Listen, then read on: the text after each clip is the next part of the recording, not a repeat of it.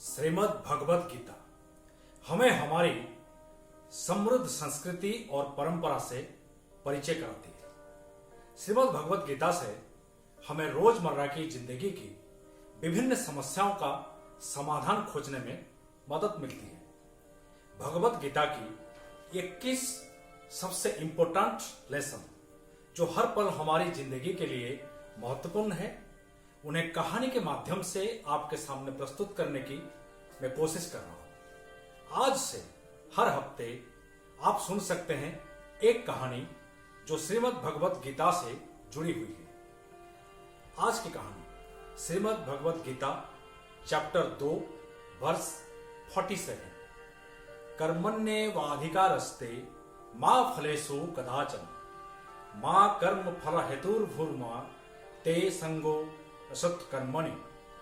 अर्थात सिंपल भाषा में कहा जाए तो भगवान श्री कृष्ण यहां पर कहते हैं, तुम्हें अपने निश्चित कर्मों का पालन करने का अधिकार है। आप कर्म करें और फल भगवान के ऊपर छोड़ दें, क्योंकि भगवान कर्मों के हिसाब से ही सबको फल देते हैं। इसे समझने के लिए आइए एक छोटी सी कहानी सुनते हैं। एक राजा था जो बहुत ही अच्छा इंसान था। वो अपनी प्रजा के बीच जाता रहता था, उनसे बातचीत करता था, उनकी समस्याओं को सुनता था और उन्हें दूर करने की हर प्रकार की कोशिश करता रहता था। एक बार राजा अपने राज्य में घूमने निकला था। अचानक उनके कुर्ते का एक बटन टूट गया। ये देखकर राजा ने अपने मंत्री को बुलाया। राजा ने मंत्री से कहा कि गांव से एक दर्जी को बुला कर लाए जो उनके कुर्ते का बटन लगा सकता है। यह सुनकर मंत्री ने सैनिकों को भेजकर गांव से एक दर्जी को बुला लाया। दर्जी के पहुंचने पर राजा ने दर्जी से पूछा, क्या तुम कुर्ते का बटन लगा सकते हो? दर्जी ने कहा, महाराज, ये कौन सी बड़ी बात है? मेरा पापा भी यही काम करते थे, उनके पापा भी यही काम करते थे, दर पीढ़ी हमारा यही काम है। दर्जी ने अपने थैले से सुई धागा निकाला और कुर्ते का बटन लगा दिया। राजा बेहद खुश हुआ। दर्जी ने बटन बेहतर ढंग से लगा दिया था।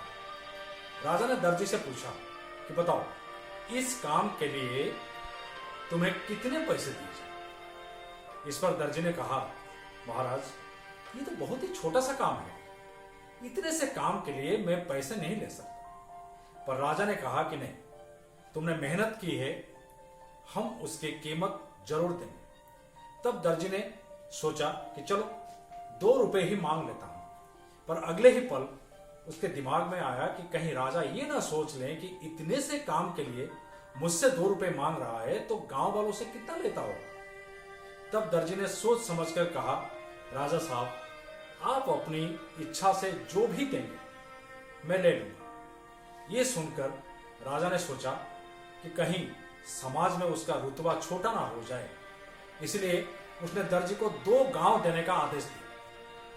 दर्जी को लगा मानो वो कोई सपना देख रहा है। तब दर्जी ने सोचा, कहां वो 2 रुपए मांगने वाला था और कहां वो 2 गांव का मालिक बन गया। दोस्तों, कहानी छोटी सी है पर हमें सिखाती है कि सच्चे और ईमानदारी से किया गया कर्मों का फल हमेशा अच्छा ही होता है। दोस्तों, हर सोमवार आप मेरे YouTube चैनल पर सुन सकते हैं एक नई कहानी।